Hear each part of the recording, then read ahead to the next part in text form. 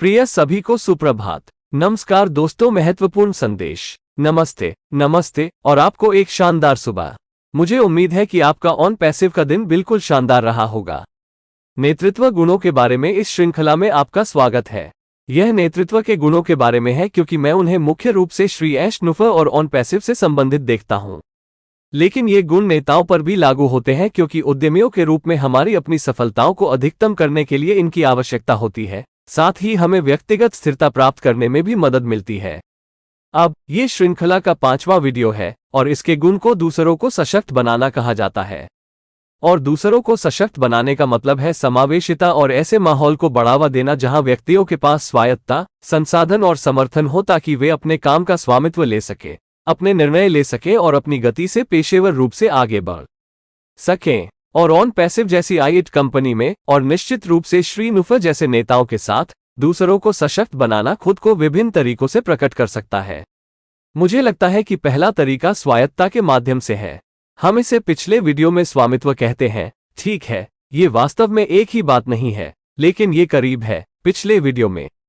और यहीं पर हम टीम के सदस्यों को परियोजनाओं की जिम्मेदारी लेने और निर्णय लेने तथा उन चीजों के परिणामों के लिए जवाबदेह होने के लिए प्रोत्साहित कर रहे हैं जिनके साथ वे काम कर रहे हैं। और इसका मतलब है कि नेता दूसरों को उन निर्णयों को लेने, उन विकल्पों और निर्णयों को लेने की स्वतंत्रता देते हैं बिना किसी और की स्वीकृति के। और हमें केवल ये देखने की जरूरत है कि कितने लोग अपने स्वयं के प्लेटफॉर्म चलाने और ऑन पैसिव के भीतर अपना काम करने के लिए जिम्मेदार हैं, ताकि इस सशक्तिकरण को कार्रवाई में देखा जा सके। और इस तरह हम देखते हैं कि स्वायत्तता में जवाबदेही का एक तत्व है जो एक अर्थ में एक उपविशेषता है। और यह इस क्षमता में है कि लोग अपनी स्वयं की कार्य प्राथमिकताओं और शेड्यूल को जिम्मेदारी से प्रबंधित करने के लिए स्वनिर्देशन के तहत काम करते हैं, जो स्पष्ट रूप से न्यूनतम पर्यवेक्षण के साथ स्वतंत्र रूप से किया जाता है। और इसका मतलब है कि हम आसानी से कह सकते हैं कि सशक्तिकरण केवल एक लाइसेंस नहीं है, इसलिए बोलने के लिए जो हम करना चाहते हैं उसे बेतरतीब ढंग से करने के लिए, क्योंकि यह हमें अपने कार्यों, अपने निर्णयों और उन सभी के परिणामों के लिए भी जिम्मेदार बनाता है। अब हमारे पास सशक्तिकरण का एक और तत्व भी है जिसे हम मेंटरशिप कहते हैं, या लोगों को मार्गदर्शन प्रदान करना, प्रशिक्षण देना, उन्हें टीम के सदस्यों को नए कौशल, विशेषज्ञता जैसी चीजें विकसित करने में मदद करने के लिए मेंटरशिप देना। ये कई तरीकों से भी दिखाई देता है। इसमें नेता अपने ज्ञान और विशेषज्ञता को साझा कर सकते हैं, जबकि कुछ मूल्यवान अंतर्दृष्टि और अनुभव प्रदान करते हुए अन्य लोगों को उनके माध्यम से, उनके द्वारा अनुभव की गई चीजों के माध्यम से विकसित होने में मदद कर सकते हैं। इसे हम मेंटरिंग कहते हैं और यही इसका सार है, दूसरों को कौशल और क्षमताएं विकसित करने में मदद करना। और इस तरह का मार्गदर्शन हमें दूसरों की क्षमताओं और आत्मविश्वास का निर्माण करने में मदद करता है, उन्हें उनकी ताकत, कमजोरियों की पहचान करने में मदद करता है, और यहां तक कि आगे बढ़ने के साथ साथ हमारे यथार्थवादी लक्ष्य भी निर्धारित करता है। और ये सभी चीजें आत्मखोज और आत्मप्रतिबिंब के एक तत्व को प्रोत्साहित करती हैं, अगर आप चाहें, जहां हम विकास के लिए अंदर की ओर देखते हैं। और ये चीजें बहुत ही व्यक्तिगत और गहन विकास की ओर भी ले जा सकती हैं। अब श्री मुफारा के सशक्तिकरण के परिणामस्वरूप आप जानते हैं, इस बारे में सोचने वाली बात यह है कि एनपैसिव के कितने सदस्य वास्तव में ऐसे नेता बन गए हैं जिन्हें हम आज देखते हैं, है ना? और फिर उन्होंने दूसरों को स्वतंत्र बनने के लिए मार्गदर्शन देने के लिए अन्य क्षेत्रों में जाकर उनका उल्लेख किया, उन्हें स्वामित्व लेने में सक्षम बनाया, और अब वे अपने स्वयं के प्लेटफॉर्म पर निर्णय ले रहे हैं और अपने जुनून और इस तरह की चीजों का पालन कर रहे हैं। इसके अलावा ऐश और अन्य सलाहकार, आप जानते हैं, अक्सर दूसरों के लिए उस व्यक्तिगत यात्रा का समर्थन करते हैं, जबकि अन्य वास्तव में बाधाओं को पार कर रहे होते हैं। आप जानते हैं, एक अर्थ में अपनी खुद की यात्रा विकसित कर रहे होते हैं, और यहां तक कि सफलताओं का जश्न मनाते हैं, असफलताओं को स्वीकार करते हैं और उन पर काबू पाते हैं और उनके आसपास आगे बढ़ते हैं। ये सब एक प्रक्रिया है ना? यह एक प्रक्रिया है, ये प्रकृति में चक्रीय है, और यह रास्ते के हर कदम पर प्रोत्साहित करती है, यदि आप चाहें तो एक आत्ममूल्यांकन और व्यक्तिगत विकास दृष्टिकोण। और जैसे जैसे हम अपने स्वयं के नेतृत्व कौशल विकसित करते हैं जो हमें दूसरों का नेतृत्व करने और उन्हें सशक्त बनाने की अनुमति देते हैं, हम उस चक्र और उस विकास को बनाए रखते हैं।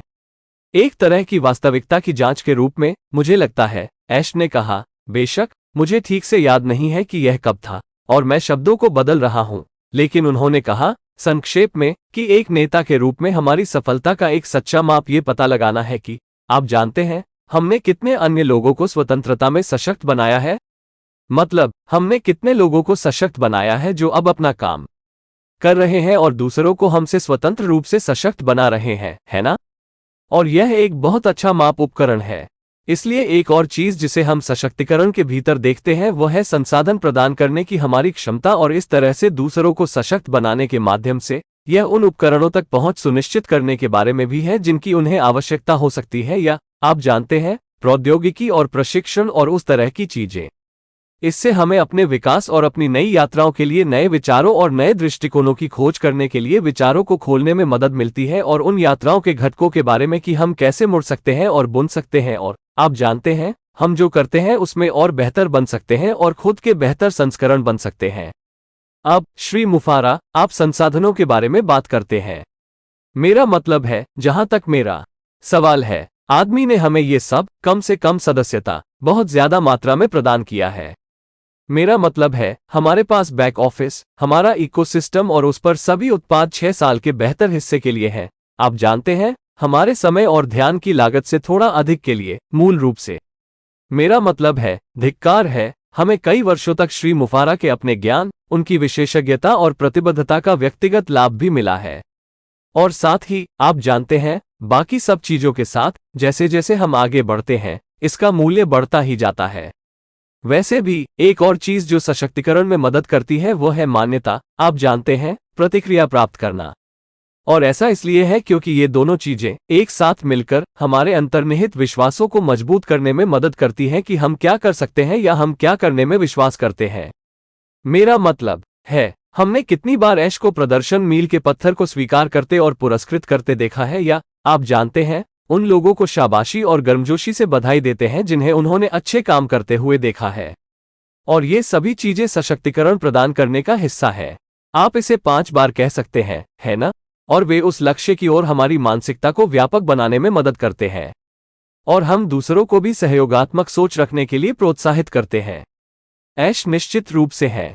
हमने इस बारे में बात की है कि कैसे वो पहले क्रॉस फंक्शनल टीमों के माध्यम से सशक्त बनाता है और विभागों में सहयोग करता है ताकि टीम के सदस्य एक दूसरे से सीखें, है ना? इसमें कुछ समकालिकता है, और वो प्लेटफॉर्म, लोगों और समूहों के बीच सदस्य आधार के साथ भी यही करता है। और ऐसी अन्य चीजें हैं जो सशक्तिकरण के विचार में अच्छी तरह से फिट हो सकती हैं, जैसे अनुकूलनशीलता को बढ़ावा देना या लचीलेपन का एक निश्चित स्तर बनाए रखना। यदि आप चाहें तो हमारे पर्यावरण, परियोजना की जरूरतों, प्राथमिकताओं जैसी चीजों में बदलाव के जवाब में। अब ज्यादातर अच्छे नेताओं की तरह ऐश ये सब स्वाभाविक रूप से करते हैं, क्योंकि मूल रूप से वे वही हैं। वे लंबे समय से ऐसा करते आ रहे हैं। मेरा मतलब है, 2019 में उन्होंने नेतृत्व परिषद नामक एक संस्था बनाई थी, जिसका उद्देश्य सदस्यों को अवसर प्रदान करना था ताकि वे नेतृत्व कौशल विकसित कर सकें और नई चुनौतियों का सामना कर सकें और आगे बढ़ सकें। और हमने देखा है कि, मेरा मतलब है, यार, ये बहुत बढ़िया रहा। मेरा मतलब है, हम इसमें कई दर्जन लोगों के साथ समाप्त हुए। हम तब से इससे आगे निकल गए हैं, लेकिन ये सब दूसरों को सशक्त बनाने और उन्हें देखने और उन्हें विकसित होने में मदद करने के ऐश के प्यार को दर्शाता है जो वे बनने जा रहे हैं और लोगों के रूप में वे जो हैं उसे विकसित करते हैं। मुझे लगता है कि ऐश जानते हैं कि सफलता सुनिश्चित करने का सबसे बड़ा तरीका, कम से कम बड़े पैमाने पर, दूसरों को खुद के लिए सफलता बनाने के लिए सशक्त बनाना है। हम अपने मार्ग के बारे में क्या कहते हैं? हम आपको गारंटी देने जा रहे हैं, हम आपकी सफलता सुनिश्चित करने जा रहे हैं। और मैं आप सभी को ऐसा ही करने के लिए प्रोत्साहित करूंगा। बाहर जाइए, किसी ऐसे व्यक्ति को खोजिए जो शायद थोड़ा अटका हुआ हो, उन्हें अटकने से बचाने में मदद कीजिए और अपने दिल और अपनी विशेषज्ञता के लाभ से उनकी यात्रा को सशक्त बनाइए, है ना? तो बस इतना ही। मुझे उम्मीद है कि यह आपके लिए उपयोगी रहा होगा। मुझे उम्मीद है कि यह आपको उन चीजों के बारे में सोचने में मदद करेगा जो आप अपनी समझ और अपने अनुभवात्मक विकास को व्यापक या विस्तारित करने के लिए कर सकते हैं। अगला वीडियो परोपकारी प्रयासों, लोगों द्वारा नेतृत्व में एक और विशेषता के रूप में किए जाने वाले धर्मार्थ कार्यों के बारे में बात करने वाला है। मैं इसे देखने के लिए आपका धन्यवाद करता हूं। मुझे उम्मीद है कि आप इसे पसंद करेंगे, सब्सक्राइब करेंगे और शेयर करेंगे। और मुझे उम्मीद है कि आपका निष्क्रिय दिन बिल्कुल शानदार होगा। आपका बहुत बहुत धन्यवाद। We are so in it to win it. आज हमारे साथ रहने के लिए आप सभी को धन्यवाद। Please subscribe, like and share this video with the ones you love. Thanks for watching our videos.